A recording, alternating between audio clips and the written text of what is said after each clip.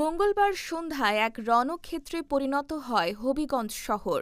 জাতীয় নাগরিক পার্টির প্রধান সমন্বয়ক নাসির উদ্দিন পাটোয়ারি এবং উত্তরাঞ্চলের প্রধান সংগঠক সার্জিস আলমের গাড়ি বহরে অতর্কিতে হামলার ঘটনায় মুহূর্তে উত্তপ্ত হয়ে ওঠে এলাকা।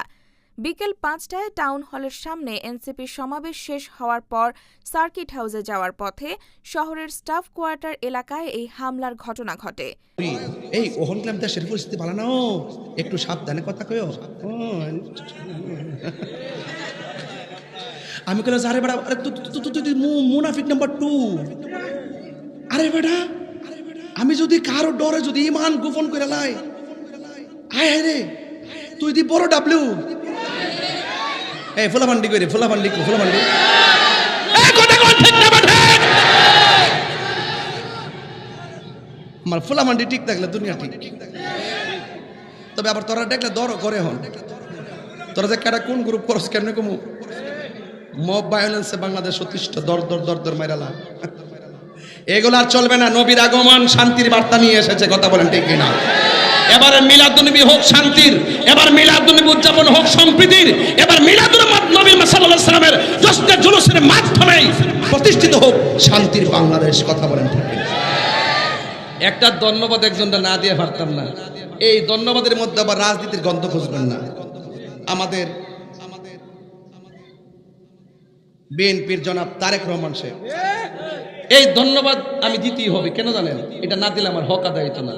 তিনি দেখলাম গতকাল পবিত্র ঈদে মিলাদুন্নবী সাল্লাল্লাহু আলাইহি সাল্লাম নিয়ে এমন সুন্দর একটা লেখা দিয়েছেন, আমি নিজে লেখাটা কমেন্টস করছি। এবং আমি কয়েকদিন আগে দেখছি উনি লন্ডনে যতটা মিলাদ করছে, প্রত্যেকটা মিলাদের মধ্যে তিনি কিয়াম করছে। এটা রাজনীতি না, এটা প্রেম নীতি।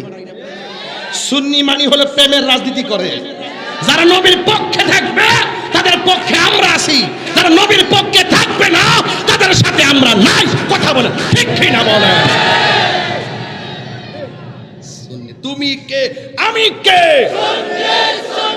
নীরব না বিপ্লব আবিষ্কার করছি। ফুলাফানিটা মনে রাখিস বাবা, আওয়াজ করে কোন ইয়া রাসূলুল্লাহ বলে। এটি কি মানুষ নাকি? তা আয় ফুরসা আবার এটি। আচ্ছা আলহামদুলিল্লাহ কোন। আজকে একটু জিকির হইব না ইনশাআল্লাহ। আসিন আপনারা, আসিন নি বাজান? যাই হোক, তবে কথা বইলা দিয়া যায়, সবটা শেষ করে দাম। আপনি চিন্তা করেন না, সভাপতি খুব গরম সভাপতি, ওহন লাড়ি লালে বাড়ি মারে। আল্লাহ হায়াতে আরো বরকত দান করুক, আমিন কর। আরো বড় করে না আমিন। মানে ওয়াজ দে করতেছে, খেয়াল করতেছে যে নবীর আগমনের লাইনটা সবটা শেষ করে যান। মানে কি সালাক দেখেন, দৈরালেছি কি ভাবছিলাম যে কাটি উঠে যাবো গা, অন্দিজ আরো সামনে বাড়তেই গো। আচ্ছা বলেন তো, আমরা যেমনে মার লজ্জাস্থান দিয়া দুনিয়াতে আইছি, আমার নবী কি এমনি আইছে? কথা কোন এমনি আইছে? গভীর মনোযোগ।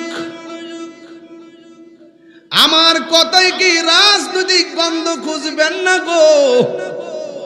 আমি ইমান তান্ত্রিক আলোচনা করতেছি রে বাবা।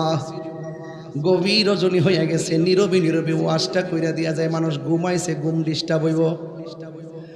ওই মা আমেনা বলেন, কে গো আপনারা? কই আমরা 4 জন আসলাম জান্নাত থেকে, আখিরি জামানার পয়গম্বর দুনিয়াতে আসার সময় হয়ে গেছে, আমরা জান্নাতি হাতে রিসি